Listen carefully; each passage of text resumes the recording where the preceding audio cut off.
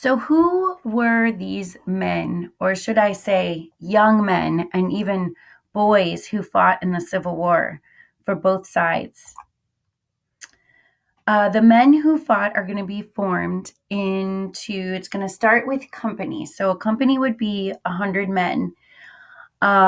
Two companies would generally form a regiment, two regiments would form a brigade, two brigades would form a division, two divisions would form a corps, two corps would form an army.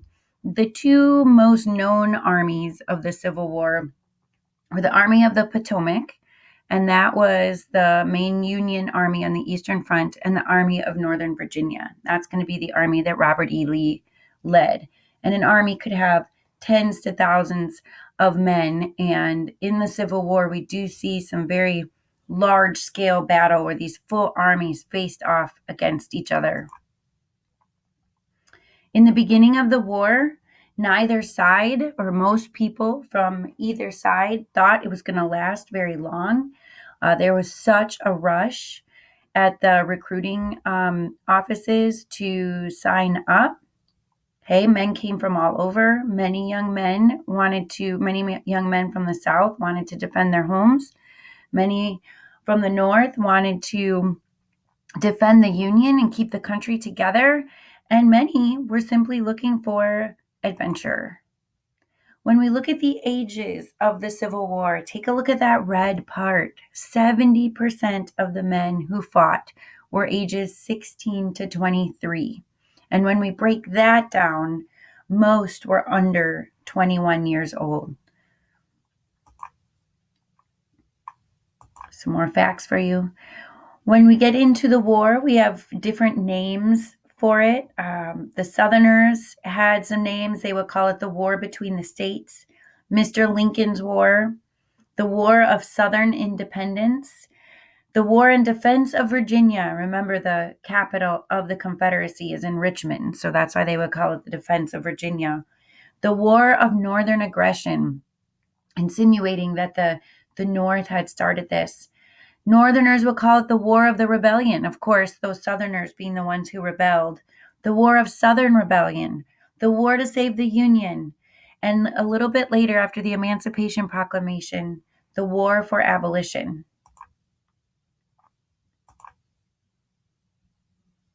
The average man who served, was probably Protestant. He was probably single, although some had families. He was probably average about 5 feet 8 inches and around 143 pounds. When we look here for the slang, a Reb or a Confederate soldier would be called a Reb, a Confederate, or a Johnny. So if there was a situation where you were around a Confederate soldier, you might call him Johnny, no matter what his name was, or Johnny Reb.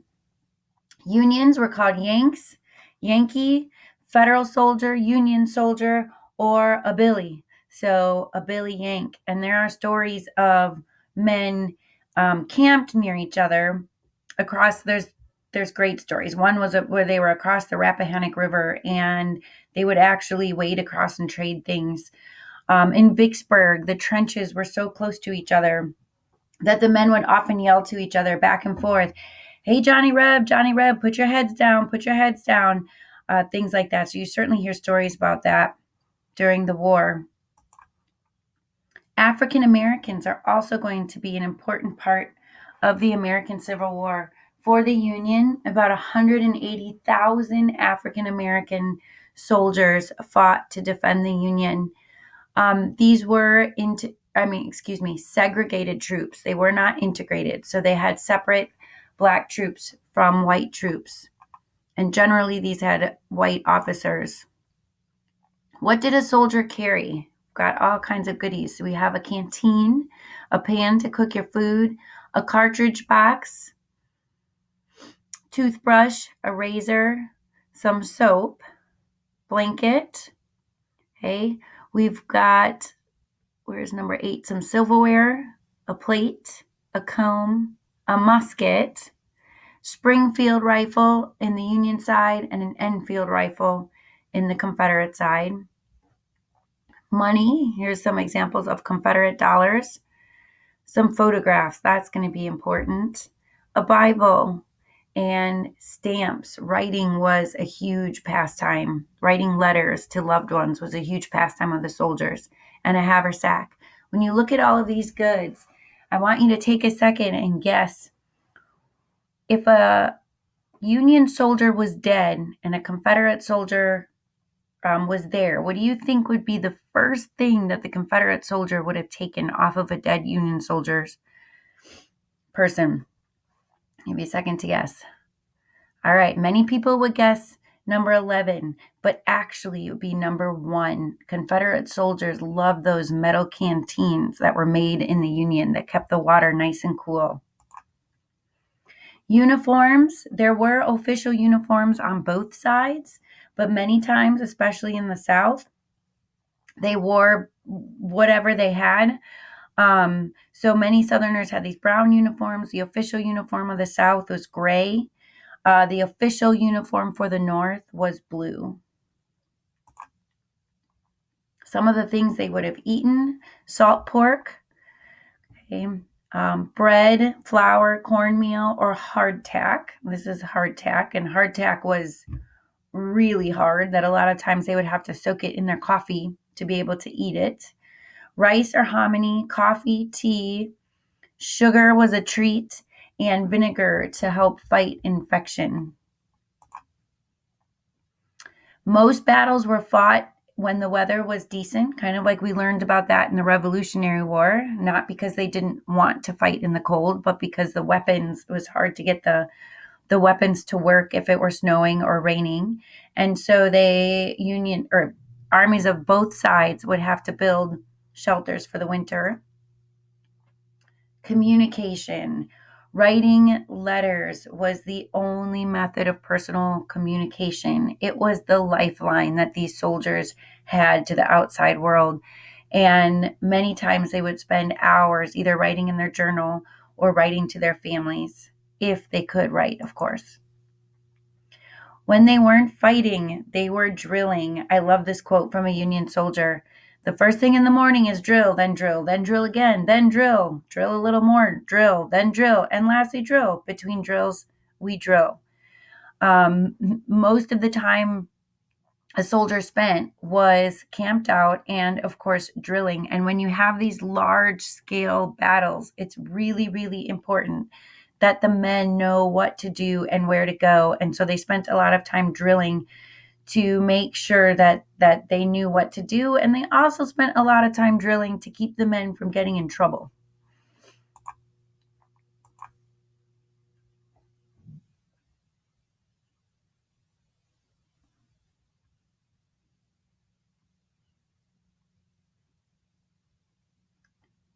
Sorry, folks. My internet has been a little spotty lately.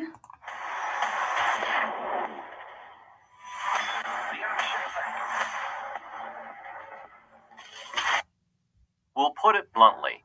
The life of a Civil War soldier sucked. Sure, all war is hell, but if you signed up to be a Civil War soldier, it was essentially the equivalent to signing your own death certificate. Today, we're exploring what life was really like to be a Civil War soldier. But before we get started, this is a good time to subscribe to our channel, Weird History. Leave us a comment or tell us what weird phenomenon, person, or event you'd like us to cover next. Now, let's go to the 1860s. Of the 2.7 million soldiers who fought in the Civil War, in over 237 named battles along with a bunch of smaller, albeit bloody face-offs and confrontations, they all weren't brawny, bearded adult men with wives and slaves back home. Approximately 420,000 were Northern boys under the age of 17, and the South had an estimated 100,000 soldiers under the age of 15. These boys weren't landowners, and they definitely didn't own slaves. As a matter of fact, it's reported that the teens on both sides of the war had neutral feelings toward slavery. The reason why these kids joined the war was simply that they wanted to escape their dull farm lives at home.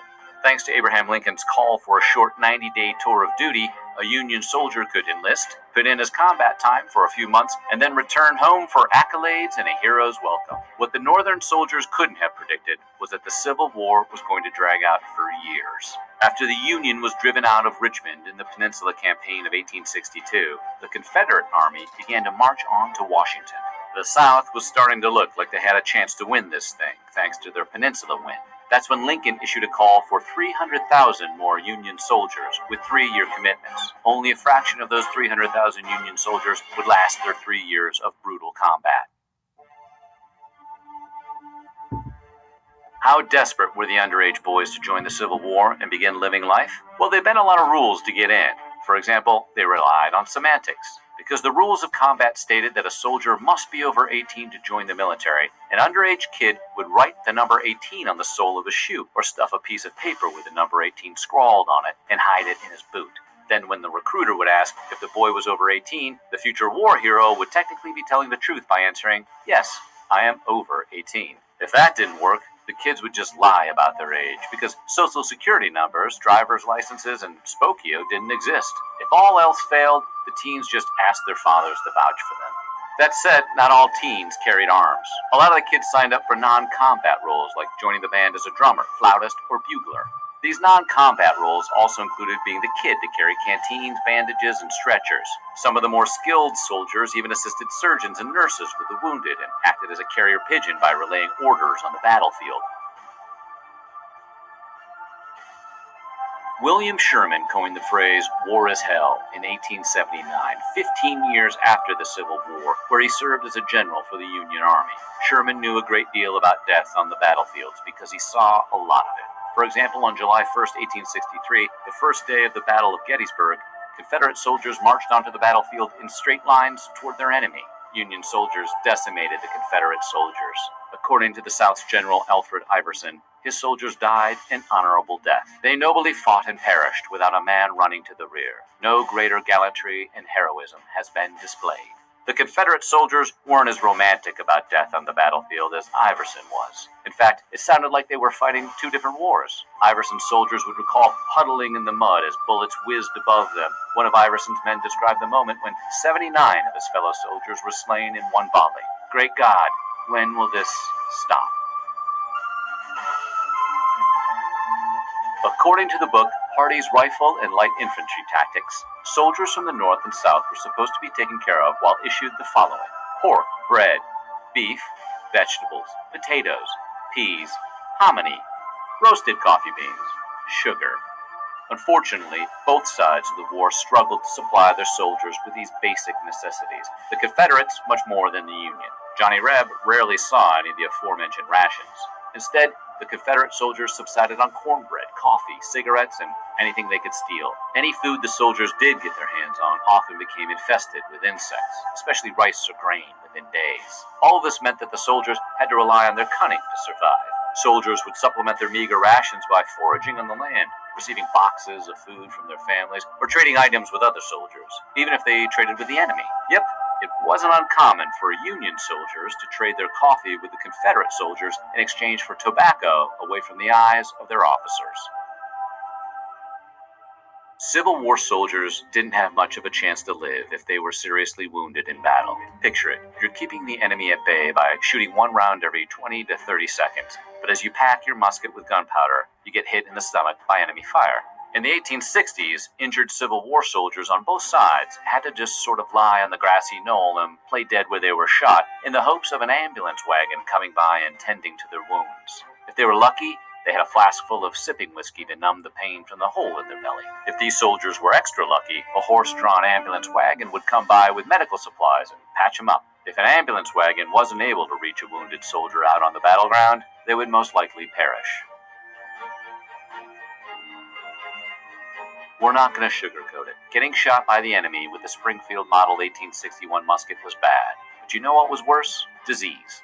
The thing is, you might have lived if you were shot, but if you got sick, caught a disease, or developed an infection during what's been called the bloodiest war in American history, you were as good as dead.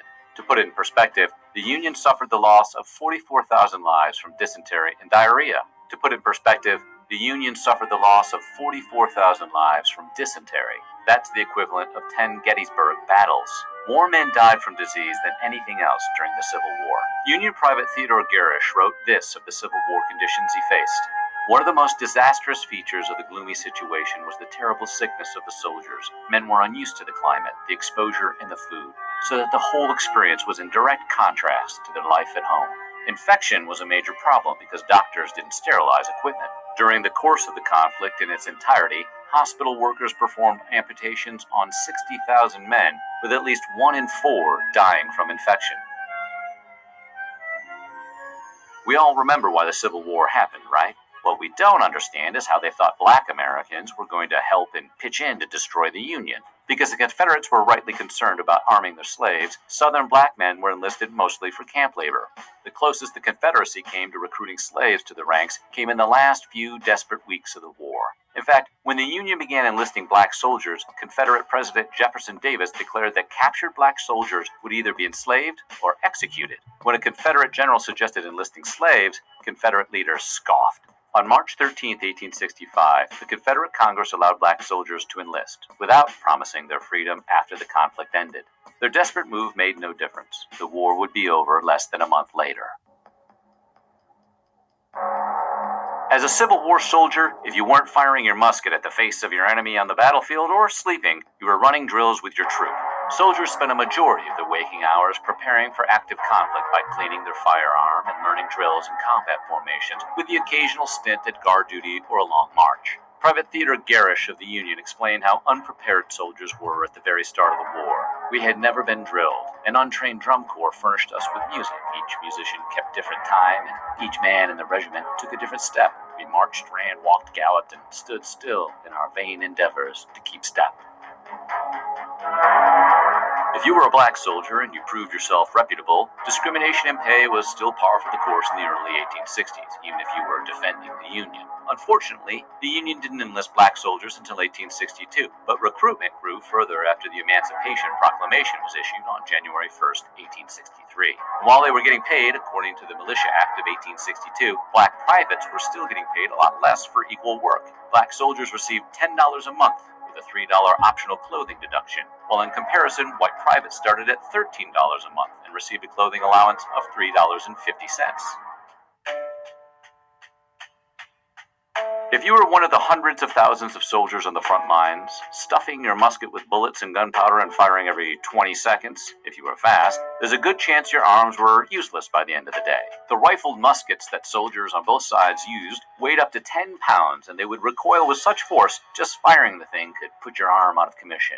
Confederate Private Sam R. Watkins described the experience. After undressing, I found my limb all battered and bruised and bloodshot from my wrist to my shoulder, and as sore as a blister. I had shot 120 times that day. These muskets also regularly overheated, making them hard to reload. Watkins continued, my arm became so hot that frequently the powder would flash before I could ram home the ball, and I had frequently to exchange my arm for that of a fallen comrade. We forgot to mention one thing that soldiers did when they weren't fighting, sleeping, or cleaning the rifle. They read and wrote like it was going out of style. It was really important for soldiers to read everything they could get their hands on and write to their loved ones as often as possible. The soldiers struggled to describe the horrors of the conflict in their letters home. Many thought they could not relate their experiences to civilian audiences, but some tried. Charles Carroll Maury, a captain for the Union, described one skirmish in stark terms. Soon after we arrived on the ground, we were firing. Just after I had discharged my piece at a Johnny's head, I turned to reload. I saw a Reb who had got sight of me across his musket, and I can assure you my legs grew very short in a very short space of time, or else there was a joint in them. That is to say, I dropped down out of his sight just in time to hear his bullet whistle over my head. Then, knowing the danger had passed, I straightened up and finished loading. Maury felt lucky to be alive, writing, I don't know what to say first, but we'll say praise God for his goodness in sparing my life, while so many of our brave comrades have fallen victims to the enemy's shots. So what do you think? Would you want to be a soldier in the Civil War? Let us know in the comments below, and while you're at it, check out some of these other